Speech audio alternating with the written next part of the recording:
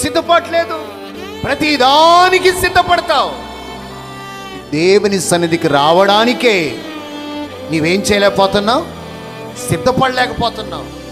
దేవుని సన్నిధిలో 1 గంట కూర్చోవడానికి, 1 గంట దేవుని మాటలు వినడానికి, 1 గంట దేవుని ఆరాధించడానికి సిద్ధపడలేకపోతున్నావు.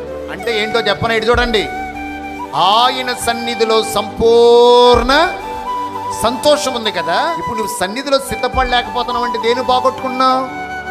సంతోషాన్ని పోగొట్టేసుకున్నావు.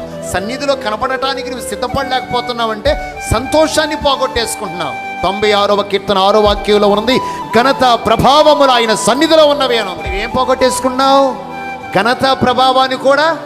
అందుకని ముందు మీరు నేర్చుకోండి, సిద్ధపడాలి. మీరందరూ రేపు ఆదివారం అనగా ఈ రోజు నుంచే సిద్ధపాటు. హల్లెలూయానండి.